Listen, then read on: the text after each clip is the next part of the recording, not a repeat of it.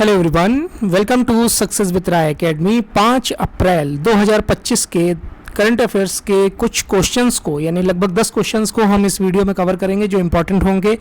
और मैंने बताया कि अगर कुछ क्वेश्चन छूट भी जाते हैं, बाद में अपडेट होते हैं, तो उसको हम वन लाइनर के तौर पर आपके सामने प्रस्तुत करेंगे, चाहे वो वीकली हो या फिर मंथली हो। लेकिन करंट अफेयर पोर्शन आपका इस चैनल के माध्यम से ही पूरा हो जाएगा। अगर आप इस वीडियो को देखते हैं तो आपको करंट अफेयर्स टॉपिक पूरी तरीके से तैयार हो जाएगा। शुरुआत करते हैं आज के वीडियो की पहले क्वेश्चन से, जो है अनंत नगर योजना की शुरुआत कहां पर की गई है, यानी किस राज्य में की गई है। इसका राइट आंसर होगा सेकंड ऑप्शन, उत्तर प्रदेश में।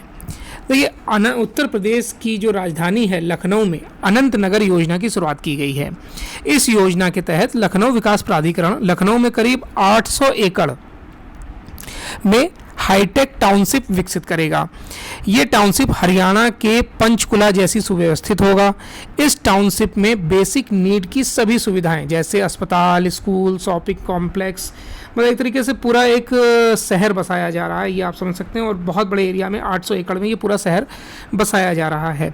इसकी कल शुरुआत भी की गई है उत्तर प्रदेश के मुख्यमंत्री योगी आदित्यनाथ द्वारा।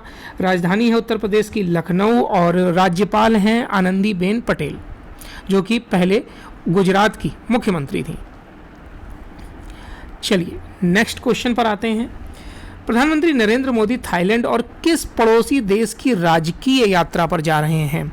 आपको पता होगा ये बिम्स्टेक में हिस्सा लेने के लिए जा रहे हैं। बिम्स्टेक में हिस्सा लेने के लिए जा रहे हैं। बिम्स्टेक पर हमने काफ़ी डिटेल से डिस्कशन किया है। हमारे इंडियन एक्सप्रेस के जो एडिटोरियल पेज का हमने डिस्कशन स्टार्ट किया है, उस वीडियो में आप जाकर देख सकते हैं बिम्स्टेक के बारे में, उसके उद्देश्य के बारे में और उसकी वर्तमान स्थिति क्या है, इन सब के बारे में हमने उस आर्टिकल में बहुत विस्तार से डिस्कस किया है। तो इसका राइट आंसर होगा फोर्थ ऑप्शन, श्रीलंका।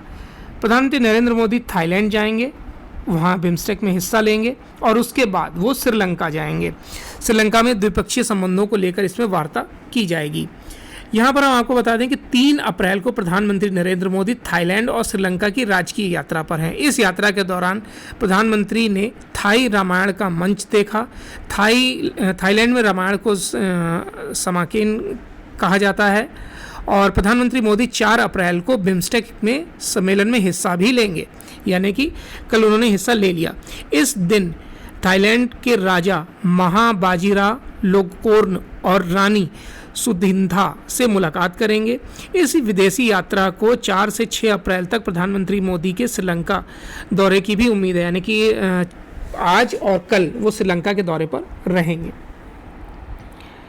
चलिए नेक्स्ट क्वेश्चन पर आते हैं। स्टार्टअप महाकुंभ 2025 कहाँ शुरू किया गया है। इसका राइट आंसर होगा थर्ड ऑप्शन, नई दिल्ली में। हालांकि बहुत लोग इसका प्रयागराज आंसर लगाएंगे।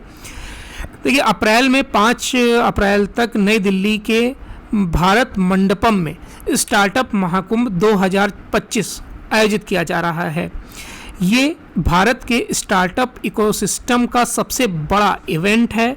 इसमें 3000 से अधिक स्टार्टअप्स, 1000 से ज़्यादा इन्वेस्टर्स और 50 से अधिक देश के प्रतिनिधि शामिल हो रहे हैं। वक्फ संशोधन बिल 2025 किस तारीख को पारित किया गया है। ये इंपॉर्टेंट क्वेश्चन इसलिए बन जाता है क्योंकि अभी हाल ही में ये पारित किया गया है, इसमें विवाद है और बहुत ही चर्चा में है ये, इसलिए ये इंपॉर्टेंट क्वेश्चन बन जाता है। तो इसका राइट आंसर होगा सेकंड ऑप्शन, 2 अप्रैल को। देखिए वक्त संशोधन बिल जो 2025 लोकसभा में पेश किया गया था वो 2 अप्रैल को पारित हो गया है।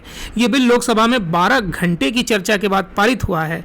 लोकसभा में टोटल 288 मत इसके पक्ष में पड़े और 232 मत इसके विपरीत यानी विपक्ष में पड़े हैं। इस बिल को केंद्र सरकार में शामिल टीडीपी, तेजपा और जदयू, जनता दल यूनाइटेड जो बिहार की है, और लोजपा जो रामविलास पासवान वाली पार्टी है, इन तीनों ने इसको समर्थन दिया है। इस वजह से ये बिल लोकसभा में पास हो पाया है। अब आपको ये भी बता दें कि जो वक्त संशोधन है उसमें मुसलमानों के लिए हित की बात कही जा रही है, इसका विरोध हालांकि काफ़ी हुआ, इंडी संगठन इसी बहाने एकजुट भी हुआ, लेकिन जो मोटिव है इसका वो मुसलमानों की स्थिति को सुधारना, महिलाओं की हिस्सेदारी को बढ़ाना, इस बोर्ड में, वक्फ बोर्ड में भी महिलाओं की हिस्सेदारी और बाहरी यानी गैर धर्म को भी इसमें समाहित करने की बात इस बिल में कही जा रही है। और इसमें यह भी है कि जो जैसे कि अधिग्रहण कर लिया जाता था कमज़ोर तबकों का, जो कमज़ोर आर्थिक रूप से कमज़ोर मुसलमान होते थे उनकी ज़मीन को हड़प कर और वफ्त में शामिल कर लिया जाता था, वफ्त में कुछ लोगों का प्रभुत्व होता था, इन सब चीज़ों को इसमें समाप्त किया जाएगा इस बिल के माध्यम से। नेक्स्ट क्वेश्चन है, दिल्ली एनसीआर में और कितने साल तक पटाखों पर बैन लगा दिया गया है? इसका राइट आंसर होगा फर्स्ट ऑप्शन 1 साल। 3 अप्रैल को सुप्रीम कोर्ट ने दिल्ली एनसीआर में पटाखे बनाने, स्टोर करने और बेचने पर लगे प्रतिबंध को 1 साल तक के लिए बढ़ा दिया है। सुप्रीम कोर्ट का कहना है कि जब तक वह इस बात से संतुष्ट नहीं हो जाता कि ग्रीन पटाखों से बहुत कम प्रदूषण होता है, तब तक पिछले आदेश पर पुनर्विचार करने का सवाल ही नहीं उठता है। इसमें यह बताया गया है कि इससे पहले सुप्रीम कोर्ट ने 12 दिसंबर 2024 को दिल्ली एनसीआर में पटाखों पर साल भर के लिए पूरी तरीके से प्रतिबंध लगाया था। नेक्स्ट क्वेश्चन पर आते हैं, अमेरिका ने भारत पर कितने प्रतिशत का टैरिफ शुल्क लगाया है?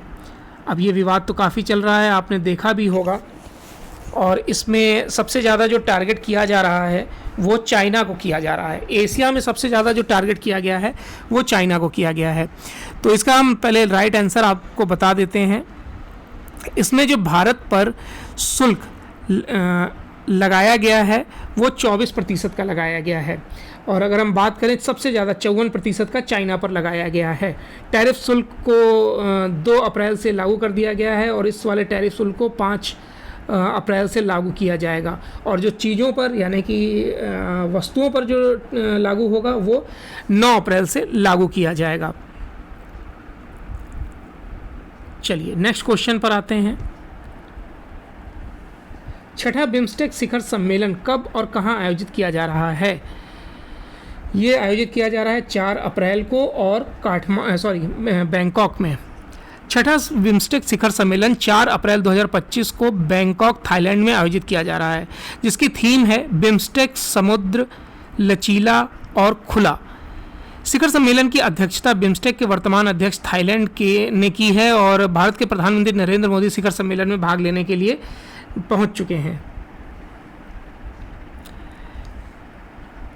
हाल ही में एशियाई क्रिकेट परिषद का नया अध्यक्ष चुना गया है।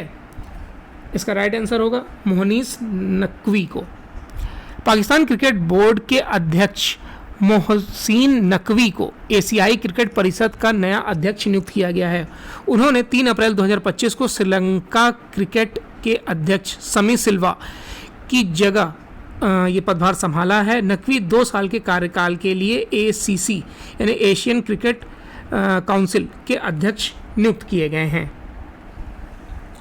फीफा महिला विश्व कप 2035 की मेजबानी कौन सा देश करेगा? इसका राइट आंसर होगा यूनाइटेड किंगडम, यानी कि second option. United kingdom 2035 FIFA महिला विश्व कप की मेजबानी करने के लिए तैयार है। इस संयुक्त बोली में इंग्लैंड, उत्तरी आयरलैंड, स्कॉटलैंड और वेल्स के फुटबॉल संघ शामिल हैं। यह घोषणा फीफा अध्यक्ष जियानी इन्फेंटिनो ने सर्बिया के बेलग्रेड में एक सम्मेलन के दौरान, जिसमें इनको चूज करना था, उसमें बताया है। शिव सुब्रमण्यम रमन को किस संगठन का अध्यक्ष नियुक्त किया गया है? इसका राइट आंसर होगा थर्ड ऑप्शन, इसमें ऑप्शन नहीं है, PFRDA का। PFRDA यानी कि रमन को पेंशन फंड विनियामक और विकास प्राधिकरण का नया अध्यक्ष नियुक्त किया गया है। उनका कार्यकाल 5 वर्ष या 65 वर्ष की आयु तक होगा, जो भी पहले हो जाए। ये दीपक मोहंती की जगह लेंगे, जिनका कार्यकाल मई 2025 में समाप्त हो रहा है। रमन वर्तमान में भारत के कैग में उप नियंत्रक एवं महालेखक परीक्षक हैं और मुख्य प्रौद्योगिकी अधिकारी के रूप में कार्य कर रहे हैं। तो ये आज का यानी 5 अप्रैल 2025 के इम्पॉर्टेंट करंट अफेयर्स का वीडियो था। नियुक्तियाँ, डेज, ये सब इम्पॉर्टेंट होते हैं, तो डेज हो गई, बुक्स हो गई, वो हम आपको शॉर्ट वीडियो के माध्यम से उपलब्ध कराते रहते हैं। आप हमारे चैनल को सब्सक्राइब करिए और इसमें शॉर्ट्स वीडियो जरूर देखा करिए। अगर आप शॉर्ट्स वीडियो पूरे दिन हमारे देख लेते हैं, हम जितना भी कोशिश करते हैं अपलोड करने की, आपका करंट अफेयर्स या ट्रेडिशनल जीके या फिर जो भी आपको मोटिवेशन चाहिए वो आपको शॉर्ट्स के माध्यम से मिल जाता है। तो आप हमारे चैनल से जुड़े रहिए और उन वीडियो को जरूर देखिए। ये वीडियो आपको कैसा लगा जरूर बताइएगा। वीडियो देखने के लिए बहुत बहुत धन्यवाद।